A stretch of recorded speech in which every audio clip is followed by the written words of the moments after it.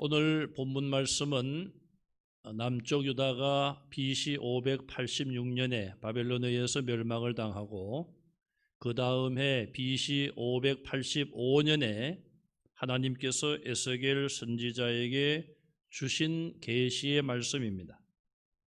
본문 2절에 보시면 하나님께서 에스겔에게 말씀하시기를 너는 애굽의 바로 왕에 대하여 슬픈 노래를 부르라. 그렇게 말씀을 하고 있어요. 그래서 사실은 애굽을 위한 슬픈 노래 이렇게도 맞지만 애굽 왕을 위한 슬픈 노래, 그렇게 오늘 말씀의 제목을 붙일 수가 있겠습니다. 애굽 왕이 멸망을 당한다. 애굽 왕이 죽임을 당한다. 그건 곧 애굽의 멸망을 의미하는 것입니다. 오늘 본문을 보시면은 첫째로 하나님께서 애굽 왕을 강의 큰 악어로 비유를 하고 있습니다. 악어는 강이나 호수 늪지대에서 왕으로 군림하는 존재이지요. 저도 악어를 멀리서는 본 적이 있습니다만은 얼마나 참 악어가 생긴 것 자체가 어마무시하다, 그렇게 볼 수 있어요. 그냥 큰 입으로 사람도 삼킬 수가 있고 사람보다 큰 어떤 동물도 능히 삼킬 수 있는 것이 바로 악어예요. 다큐멘터리 같은데 여러분들이 보시면은 그 악어가 다른 동물을 무자비하게 공격하고 그냥 무자비하게 해치우는 그런 괴력을 보실 수가 있습니다. 이미 29장 3절에서 애굽 왕을 큰 악어의 비유를 했습니다. 그리고 그 악어는 자기가 거하고 있는 그 강을 자기 강이라 그렇게 말하고 자기가 그것을 위하여 자기를 위하여 자기가 그 강을 만들었다. 강을 지은 사람이 자기다. 그렇게 큰 소리를 친다. 그렇게 29장에서 하나님께서 그 큰 악어의 교만함을 지적하셨습니다. 자, 이 악어라는 존재는 하나님의 피조물 중에 하나입니다.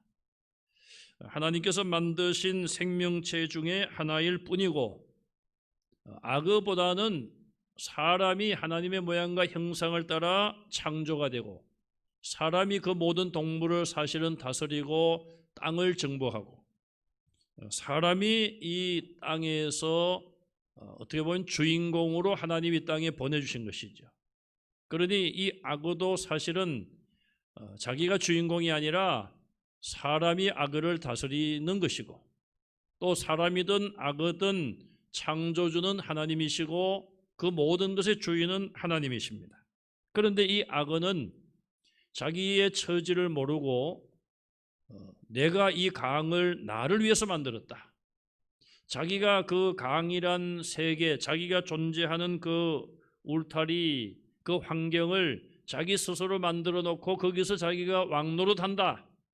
그런 비유적인 말씀을 하나님께서 하셨는데 이것은 결국 애굽 왕의 교만함을 지적한 내용입니다. 애굽 왕이 되고 나서 힘을 기르면 기를수록 내가 이 나라를 세웠다. 내 힘으로 이 나라를 세웠다.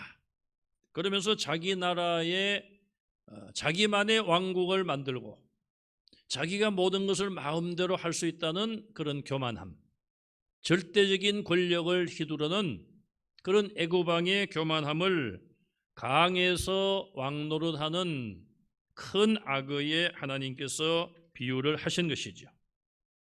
그래서 하나님께서는 29장에서 이미 말씀하시기를 그 큰 악어와 함께 그 강에 살고 있던 모든 물고기들을 악어의 비늘에 다 들어가게 하여서 그 악어를 밖으로 끌어내서 던져버리리라.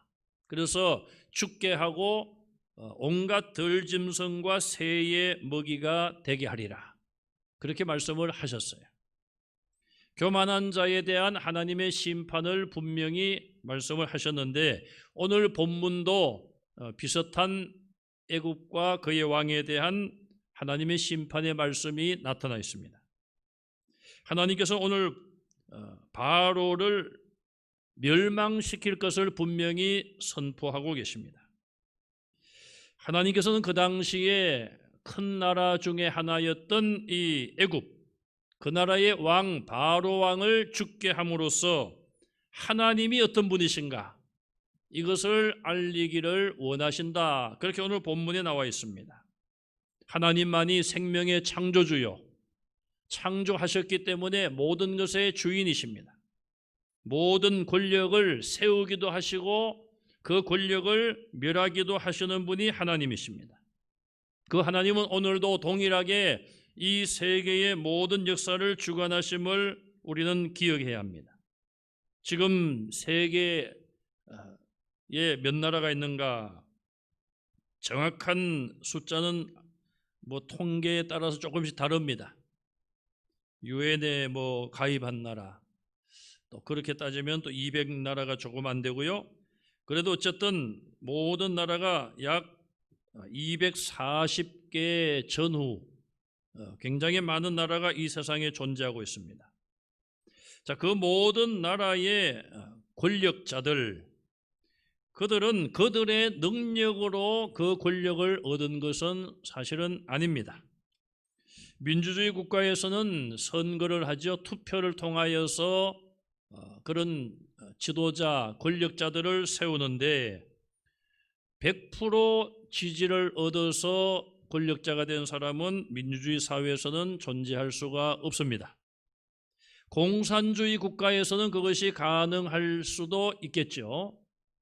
그래서 공산주의에서는 반대했다가는 숙청을 당할 수 있기 때문에 모든 국민에 의해서 권력을 누리게 됩니다. 어쨌든 민주주의나 공산주의도 형식적으로는 국민들을 통하여 자기가 권력을 얻은 것처럼 그렇게 하는 거예요. 어쨌든 모든 권력은 자기의 능력이나 자기의 선택에 의해서 되는 것이 아니라 국민들의 선택에 의해서 그런 권력의 자리에 올라가는 거죠. 그러니까 그 권력이라는 것을 국민들이 그 지도자에게 위임을 해 준 것이죠. 또 이것은 성경에 보면 하나님께서 높은 지위에 있는 자들을 위해서 기도하라 그렇게 말씀을 하시기도 했고요. 또 이스라엘 백성들에게 가이사의 것은 가이사에게, 하나님의 것은 하나님께, 세상의 권력을 예수님께서도 인정하셨어요. 그 말씀은 그들이 악하든 선하든 하나님의 뜻이 있어서 그들을 세우셨는데 그들이 끝까지 하나님의 뜻대로 지도자로서 통치하지 못하면 하나님께서 그들을 통치자의 자리에서 내리시는 것이죠. 우리는 성경에서 그런 모습을 많이 봅니다. 그러면은 또 그런 이야기를 하죠. 그 독재를 심하게 하던 나라 독재자들을 왜 하나님이 그냥 두십니까? 그런 말도 사람들이 할 수 있죠. 그러나 그 하나님의 뜻을 우리가 다 알 수는 없습니다. 어쨌든 끝까지 결과를 보면은 그런 독재자들의 마지막이 좋지 못한 것은 공통적인 사실이에요. 어느 나라이든지 간에 그렇습니다. 어쨌든 제가 늘 말씀드리는 것처럼 우리의 물질이나 또 우리의 권력이나 이 모든 것이 내가 노력하고 내 힘으로 얻은 것이 아니라 하나님이 우리에게 맡겨주셨기 때문에 우리는 청직이라는 것이죠. 권력이든 물질이든 건강이든 시간이든 하나님이 내게 주신 것을 가지고 사용하다가 과연 그것으로 어떤 열매를 거두게 되는가? 우리 인생의 마지막에 어떤 결실을 남기고 하나님께 가는가? 하나님은 그것을 보시는 것이죠. 그래서 우리는 높은 지위에 있는 권력자들을 위해서 기도해야 될 이유가 무엇입니까? 하나님께서 그들에게 맡겨주신 그 권력을 정말 국민들과 나라를 사랑하는 마음으로 잘 사용하고 지혜롭게 저들이 통치할 수 있도록 우리가 기도해야 돼요.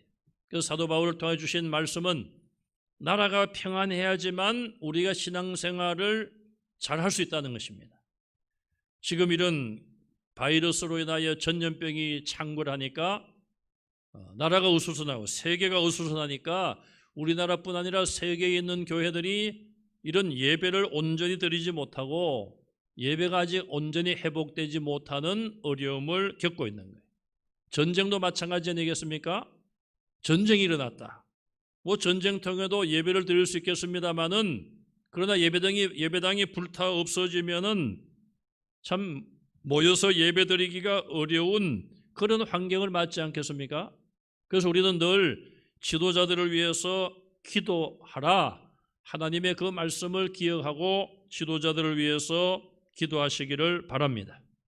뭐 옛날부터 지금이 아니라 옛날부터 우리 그런 말을 하시죠. 아유, 텔레비전에 저 사람 나오면은 난 채널을 돌린다고. 너무 미워하지 마시고요. 미워하시지 마시고 말씀대로 우리는 권력자들을 위해서 기도해야 돼요. 자, 이렇게 하나님께서는 애굽의 왕을 큰 악어에 비유했습니다. 두 번째, 그러면 하나님께서 이 괴물과 같은 악어에 대해서 구체적으로 어떤 일을 하시는가? 오늘 본문에 보시면 몇 가지로 말씀을 하고 있습니다. 첫째는 3절에 보시면은 하나님께서 많은 사람을 동원하여 그물을 쳐서 악어를 잡는다. 그렇게 말씀을 하고 있습니다. 이 말은 하나님께서 그 주변 국가들을 동원시키셔서 애굽 왕을 잡겠다는 말씀이에요. 사람들이 함부로 다룰 수 없는 힘이 센 동물들이 있죠. 주로 맹수들, 호랑이, 사자, 곰, 또 이 강이나 이런 호수의 왕자인 이 악어, 또 바다에 있는 하마인가요? 뭐 그냥 몸무게가 몇 톤이 되지 않습니까? 몇 톤. 그냥 우리는 거기 한번 깔리기만 하면 그냥 숨도 못 쉬고 죽을 것 같아요. 얼마나 거창합니까? 이거 사람들이 마음대로 할 수 없어요. 그래서 어떻게 합니까? 아주 튼튼한 거물을 던져서 잡든지 또 총을 딱 쏴가지고 마취 주사를 딱 놔가지고 잠들게 해서 뭐 거물을 씌우든지. 그런데 이 사람들은 이렇게 이 동물들에 대해서 참 잡기가 어렵고 힘들어요. 심지어는 뭐 멧돼지만 사나운 멧돼지만 그냥 해집고 다녀도 그거 잡느라고 그냥 총을 쏘고 난리가 나지 않습니까? 자, 그런데 아무리 자기의 힘을 자랑하는 독재자라 할지라도 그 어떤 나라도 그 독재하는 그 절대 힘을 가진 사람에게 대항을 못한다 하더라도 하나님께서는 분명히 잡을 수가 있으신 것이죠. 두 번째, 하나님이 어떻게 하신다고 말씀하십니까? 4절에 잡은 악어를 들판에 던지신다. 그렇게 말씀하고 있어요. 자, 악어가 물에 있다가 하나님께서 그물로 잡게 하여 물에서 끌어내어 들판에 던져버리십니다. 땅에 버려졌어요. 악어가 한동안은 물 밖에서 살 수가 있지만은 악어는 물 속에 들어가야 살 수 있어요. 계속하여 물 밖에 있으면은 악어는 죽는 겁니다. 자, 결국은 하나님께서 이 애굽 왕 바로를 죽이시겠다 그렇게 말씀하고 있어요. 세 번째는 죽은 악어의 시체를 짐승과 공중의 새의 밥이 되게 하시겠다 이렇게 말씀하고 있습니다. 아무리 힘이 세도요 죽으면은 그만 아니겠습니까? 삼손이 얼마나 힘이 장사였습니까? 일당 100 이상으로 뭐 그냥 삼손 혼자 수많은 사람들을 무찌르고 죽이고 했는데 머리카락을 다 잘라버리니까 힘이 다 빠져가지고 다른 사람들이 붙잡고 포박을 해도 저항도 못하고 그냥 잡힌 거 아니에요? 그런데 그냥 죽었어요. 삼손이 죽었다고 생각해 보세요. 죽은 사람 뭐 힘을 쓸 수가 없죠. 악어가 아무리 자기가 강을 지배하고 강을 내가 만들었다 이렇게 큰 소리 쳐도 악어가 죽었습니다. 그러면은 정말 아무런 뭐 악어가 할 수 있는 일은 아무것도 없는 것이죠. 여러분, 동물의 세계 그런 걸 보면은 사나운 짐승이 살아있을 동안은 근방에도 못 가다가 탁 죽어가지고, 뭐 호랑이가, 예를 들어서 호랑이가 뭐 다른 어떤 사나운 짐승을 죽여가지고 이제 좀 먹다가 가면은 또 이제 좀 약한 동물들이 와서 그걸 먹고, 나중에는 독수리까지 날라와가지고 시체를 먹지 않습니까? 지금 그렇게 하나님이 말씀하고 있어요. 이 악어가 아무리 자기 힘을 자랑하고 하더라도 하나님이 죽게 만들어 놓으시면 온갖 짐승들이 오고 공중의 새가 와서 시체를 먹으리라. 애굽 왕이 살아있을 때는 그 기세등등하고 그 위력에 사람들이 아무 말도 못하고 약소 국가들이 어려움을 겪었지만, 일단 그가 죽으면은 그의 죽음에 대하여 조롱하기도 하고 이 애굽에 대하여 공격을 하기도 하고 그런 일이 있을 것이라 말씀하고 있습니다. 6절에 보시면은 바로 왕의 피가 온 땅에 온 개천에 가득 찰 것이라. 악어가 죽어서 피가 개천에 가득하다. 애굽 왕의 피가 온 사방에 다 사방을 피로 물들이게 하리라. 애굽 왕의 멸망을 그렇게 비유하고 있습니다. 결국 애굽 왕 바로는 죽게 되면 이웃 나라들로부터 수치와 조롱거리가 되리라고 말씀하고 있어요. 네 번째, 하나님께서는 악의 빛을 끄신다, 그렇게 말씀하고 있어요. 7절에 보시면 내가 너를 불 끄듯 할 때에, 불을 끈다. 성경에 보시면은 이 불, 등불은 생명을 상징하고 있습니다. 이사야 42장 3절에 꺼져가는 등불을 끄지 아니하시는 하나님이라 말씀하고 있어요. 우리가 비록 연약하고 부족한 존재요, 정말 우리의 생명이 어떨 때는 바람 앞에 등불처럼 위태로울 때가 있지만, 하나님이 우리와 함께 하시면 하나님은 꺼져가는 우리의 등불도 끄시지 않는다는 말씀이에요. 사무엘하 22장 29절에 보니까 여호와여 주는 나의 등불이시니, 그렇게 말씀하고 있어요. 하나님이 등불이 되신다, 이 말은 하나님이 내 생명의 주인이시고 내 생명을 지켜주신다는 그런 고백입니다. 이런 하나님께서 바로 왕을 불을 끄듯이 꺼버리신다, 그의 생명을 거두어 가신다는 표현이죠. 여기서 끝나는 것이 아니라 7절 이하에 보시면은 하나님께서 하늘의 별, 해, 달, 이 모든 것이 빛을 내지 못하게 하시리라. 빛을 막아 어둡게 하시고 바로 왕 위에 빛이 비치지 못하게 하신다, 이렇게 말씀하고 있습니다. 모든 인간의 생명의 불씨는 하나님께 있는 것이고 하나님께서 우리의 생명의 불씨를 지켜주십니다. 모든 생명체들을 보면은 빛이 없이는 살 수가 없습니다. 빛 외에도 제가 생각을 해보니까요, 공기. 모든 생명체는 공기를 다 호흡해. 공기를 호흡하죠. 식물도 마찬가지 아닙니까? 식물도 공기를 호흡해. 또 물. 인간은 뭐 70% 이상이 물이라고 하지 않습니까? 물이. 그리고 빛이 있어요. 이런 전기불도 필요하지만은 전기불하고 생명하고는 뭐 크게 상관은 없어요. 햇빛이 있어야 돼요. 그래서 참 이 낮이 있고 밤이 있다는, 항상 밤이라고 생각해 보세요. 항상 밤이면은 어떻게 되겠습니까? 뭐 우울증에 걸리는 사람들이 많을 거예요. 햇빛이 낮이 되면은 햇빛이 쬐고,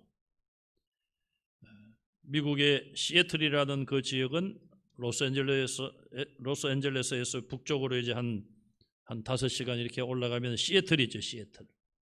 그 시애틀은 1년 365일 중에 뭐 한 250일 가까이가 비가 부슬부슬 내리는 그런 날씨래요.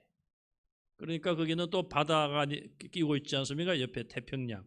그런데다가 그냥 1년에 뭐 그냥 3분의 2 이상이 안개가 끼고 이슬비가 내리고, 그러니까 굉장히 우울증 환자들이 많다고 해요.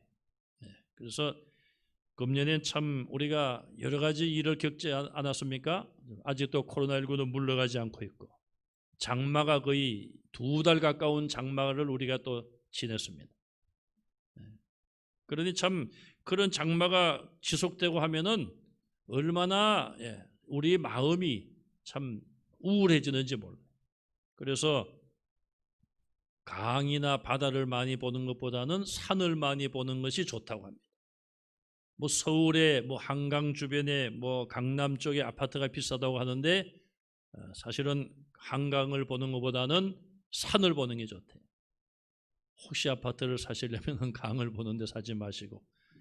그런데 뭐 우리 문사는 강을 보는 데 별로는 없지 아직은.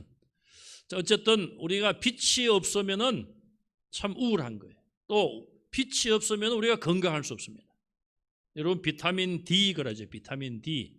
옛날에는 비타민 C가 굉장히 유행이었습니다. 그래서 뭐 비타민 C를 뭐 많이 먹으면은 감기를 뭐 걸리지 않는다 감기에 그런 뭐 주장도 있습니다만은 최근에는 비타민 D가 또 건강에 좋다.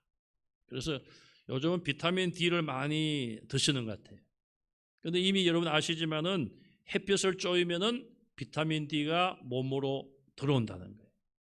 그러니까 돈 안 들이고 비타민 D를 드실 분들은 햇빛을 잘 쬐시기 바랍니다. 자, 어쨌든 빛이 있어야지만 이 자연의 빛이 있어야지만 우리 생명체는 건강할 수 있어요. 뭐 식물도 마찬가지 아닙니까? 뭐 제가 뭐 전문적인 용어는 잘 모릅니다만은 빛이 있어야지 이 식물들이 원활하게 잘 성장을 하고 무슨 작용 하지 않습니까? 빛이 있어야 돼요. 빛이 없으면은 생명체는 존재할 수가 없습니다. 그런데 오늘 이 말씀 속에 하나님께서 바로 왕의 불을 꺼버리시고 태양과 빛, 별, 달의 모든 빛을 다 비치지 못하게 하리라. 캄캄한 어두운 가운데 이 죽은 악어 바로 왕의 시체에 캄캄함이 임하리라. 완전한 멸망을 상징하는 것이고요. 더 우리가 좀 더 연관을 시켜보면은 지옥의 어두움, 그것을 우리가 알 수가 있는 것입니다. 다섯 번째로 9절에서 10절까지 보시면은 큰 악어와 같은 애굽 왕이 죽음으로 인하여 많은 나라의 사람들이 충격을 받고 여호와를 두려워하게 될 것이다. 그렇게 말씀하고 있습니다. 애굽 왕과 그 애굽의 패망의 소문은 여러 나라에 퍼지게 될 것이고 많은 백성들이 번뇌하고 놀라고 심히 두려워하게 된다. 무시로 떨리로다. 시도 때도 없이 떤다 이 말이에요. 왜 떨고 두려워할까요? 보통 사람들은 큰 나라의 권력자가 어려움을 겪으면은 저런 나라의 왕도 대통령도 저렇게 되는 수가 있구나. 나 같은 사람은 어떻게 될까? 미국의 트럼프 대통령 부부가 코로나19 바이러스에 감염이 됐습니다. 그러니까 사람들이 걱정할 거 아닙니까? 미국 대통령도 저 병에 걸렸네. 미국 대통령이라면은 철저하게 방역에도 힘쓰고 할 텐데 그렇게 생각하고 더 두려움에 빠질 수도 없지 않아 있습니다. 자, 이렇게 바로 왕 애굽의 그 큰 나라의 왕이 망하는 것이 주변 여러 나라들에게 큰 두려움을 주게 하신다. 그 목적은 무엇인가? 바로 그 일을 행하시는 분이 여호와 하나님이심을 알리게 하시는 거예요. 사람들이 내릴 수 없는 그 바로 왕을 하나님은 언제든지 내리실 수가 있다는 것이고 애굽 왕뿐 아니라 다른 어떤 나라도 바로 왕처럼 그렇게 행하면은 하나님이 내리신다는 경고의 말씀입니다.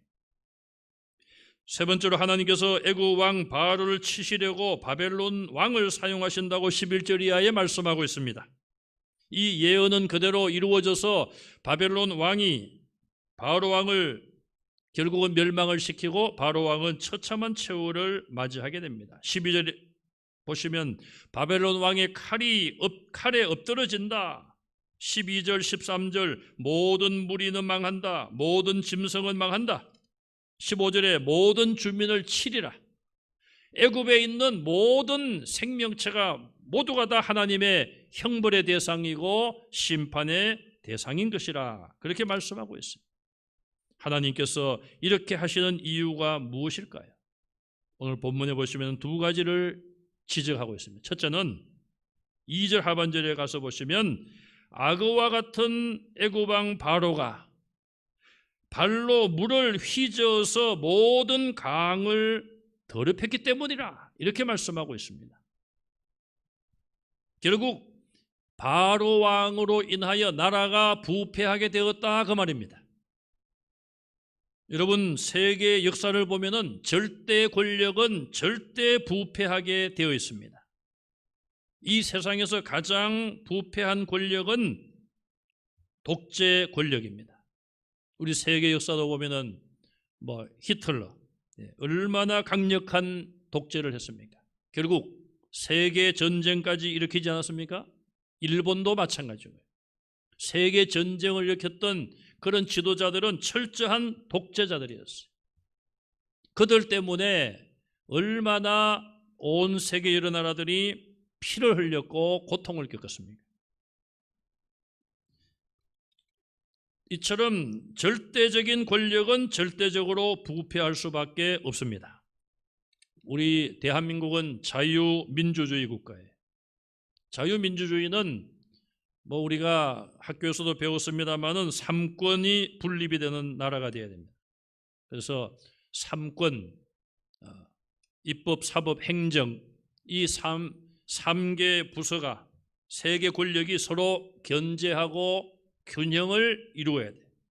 한쪽으로 완전히 기울어지면은 100% 부패하고 맙니다. 우리나라가 근래에 진보, 보수, 보수, 진보 그렇게 갈라져 있다 하는데 미국도 마찬가지예요. 미국도 보수가 있고 진보가 있어요. 어느 나라든 다 마찬가지입니다. 그러나 어쨌든 보수든 진보든 이 3권이 분립이 되고 잘 균형을 이루어야 돼요. 권력의 그 어떤 균형이 잘 이루어져야 돼요. 어느 쪽이 정권을 잡더라도 힘의 균형이 유지돼야 됩니다. 그런데 고대 왕들을 보십시오. 여러분. 우리나라도 마찬가지고요. 이스라엘도 마찬가지, 구약의 역사도 마찬가지고. 왕들이 절대적인 힘을 행사했지 않습니까? 자기들의 말 한마디가 곧 법이에요. 법. 옛날에는 법도 제대로 없었고 법이 있었습니다마는 절대 군주의 말 한마디가 법을 초월하고 모든 것을 왕이 자기 마음대로 나라를 다스리고 말 한마디에 사람이 죽고 사는 그런 절대적인 권력을 휘둘렀습니다. 하나님의 백성인 이스라엘도 그렇게 하다가 결국 북쪽 이스라엘, 남쪽 유다 다 나라가 망하고 말았어요. 40명의 왕들이 대부분 다 가장 선한 왕이 다윗이라고 우리가 알고 있는데 다윗조차도 절대적인 힘으로 범죄하지 않았습니까? 그러니 모든 권력은 결국 자기가 그 권력의 주인이다. 하나님이 주신 것이 아니고 내가 주인이고 내 마음대로 할 수 있다. 이런 생각을 가지다가 결국 멸망을 하고 말았던 것이죠. 다윗도 결국은 그런 교만 때문에 실패한 경험이 있는 사람이에요. 그래서 우리는 대부분의 지도자들이 부패하고 멸망의 길을 걸어간 것을 우리가 보고 하나님께서 온 세계를 다스리고 계심을 우리는 기억하고 그래서 우리는 절대적인 권력자들을 위해서 기도해야 되는 거예요. 두 번째로 하나님이 왜 애굽 왕을 이렇게 하시는가? 12절 하반절에 보시면은 애굽의 교만을 패하며 애굽 왕이 그렇게 교만했던 것을 패하게 하시려고 멸망시키기 위해서 이렇게 하신다고 분명히 말씀하고 있어요. 이미 앞에서 애굽의 교만에 대해서 경고를 하셨습니다. 교만은 개인을 멸망시키고 나라를 멸망시킵니다. 그래서 우리는 겸손해야 돼요. 하나님께서는 애굽 왕 바로를 멸하시고 14절에 보시면 강물을 맑게 하신다. 강이 기름같이 흐르게 할 것이라 그렇게 말씀하고 있어요. 결국 하나님께서는 깨끗한 사회, 깨끗한 나라를 위하여 애굽 왕을 멸망시킨다 말씀하고 있습니다. 애굽 왕이 얼마나 부패했으면 이렇게 말씀을 하시겠습니까? 아모스 5장 24절에 보면 오직 정의를 물같이 공의를 마르지 않는 강같이 흐르게 하소서 그랬어요. 정의와 공의, 이것이 강처럼 흘러가는 그런 나라, 그런 사회를 하나님은 원하고 계십니다. 애굽 왕은 그러하지 못했기 때문에 하나님의 버림을 받고 멸망을 당했습니다. 우리는 하나님께서 우리에게 허락하신 것이 무엇인가? 그것을 겸손히 사용하고 관리해야 됩니다. 내 것이 아니라 하나님이 주신 것입니다. 하나님의 뜻대로 사용하겠습니다. 그리고 하나님의 뜻대로 그것을 사용하고, 그것은 하나님의 영광을 위하여 사용하는 것이고 내 이웃을 사랑하는 데 사용해야 됩니다. 하나님이 우리에게 주신 것을 가지고 이 땅에서 어떻게 살다가 죽느냐, 어떻게 살았느냐, 그것에 따라서 하늘나라의 상급도 결정되는 것입니다. 우리는 성경에 하늘나라의 상급에 대한 구체적인 말씀을 많이 볼 수는 없어요. 하늘나라 가면 우리가 어떤 상급을 받을까? 구체적인 언급은 많지 않습니다. 그러나 우리 하나님은 공의의 하나님이십니다. 심은 대로 거두게 하시는 분이에요. 하늘나라에서도 분명히 상급의 차이는 있습니다. 너희 보물을 하늘에 쌓아두라 말씀했죠. 그 보물은 눈에 보이는 물질만이 아니에요. 하나님이 내게 맡겨주신 귀한 모든 것, 그것을 땅에서 나를 위해서 사용하는 것이 아니라 정말 하나님의 영광을 위해서 사용하는 것이 결국 보물을 하늘에 쌓아두는 것입니다. 오늘 지혜로운 성도들이 되셔서 이 애굽 왕 바로의 멸망에 대한 하나님의 계시, 오늘 내게 주시는 하나님의 뜻은 무엇인가? 그리고 그것을 찾고 지혜로운 성도들이 되셔서 정말 겸손하게 하나님 뜻대로 우리의 남은 생애를 살아가는 성도들이 다 되시기를 주님의 이름으로 축원합니다.